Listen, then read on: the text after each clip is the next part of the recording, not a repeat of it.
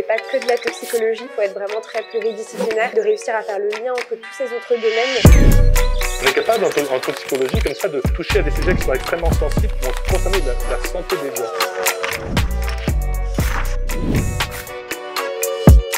Dia, vous êtes co-responsable du Master 2 Toxicologie humaine. Est-ce que vous pouvez présenter la formation? C'est une formation très académique, mais aussi qui va être mixée avec une proposition au milieu industriel et au milieu académique, mais de la recherche. Ils sont formés avec des bases très rigoureuses que sont les mécanismes de la toxicité des produits de santé, mais aussi des produits cosmétiques, des produits phytosanitaires, ce qui leur permet de travailler dans des structures académiques, des structures industrielles, des agences sanitaires. C'est très pluriel. On a un exemple concret de projet de recherche ou d'études de cas sur lesquels les étudiants travaillent pendant leur formation. On a choisi le Congrès national de toxicologie, donc la SFT, la Société française de toxicologie. Donc les apprentis participent à ce congrès, on les retrouve et ils nous font une présentation de toutes les conférences afin de savoir si on est en adéquation avec la compréhension et comment ils abordent les questions qui ont été présentées. Pour l'avoir vécu l'année dernière, c'était une belle réussite. Y a-t-il un sujet auquel tu aimerais sensibiliser les futurs étudiants en choisissant la toxicologie?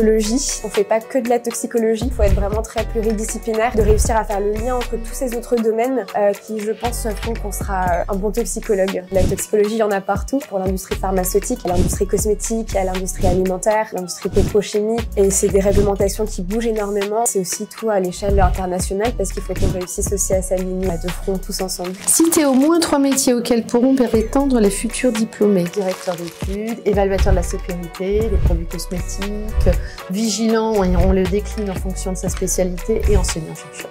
Pendant tes études, quelles difficultés as-tu rencontrées? J'avais une certaine frustration parce que j'avais l'impression d'avoir dans beaucoup de matières plein de petits éléments, mais de pas forcément devenir experte en quelque chose. Et c'est après, vraiment plus tard, en commençant à travailler, que je me suis rendu compte que le fait de savoir plein de choses dans plein de domaines, ça donnait vraiment cette capacité de comprendre rapidement les choses ou de peut-être penser à des choses que d'autres n'auraient pas anticipées. C'est réellement une force parce qu'on peut parler avec des chimistes, avec des biologistes, avec des physiologistes. C'est aussi une possibilité d'évoluer, de changer de métier au cours de sa carrière. Quelles sont les qualités importantes à avoir pour cette formation? Je pense qu'il faut avoir vraiment une grande ouverture d'esprit, le fait d'avoir une sorte de petite passion quelque part nichée, quelque part au fond du cœur et de l'esprit. Y a-t-il un sujet auquel tu aimerais sensibiliser tes futurs étudiants?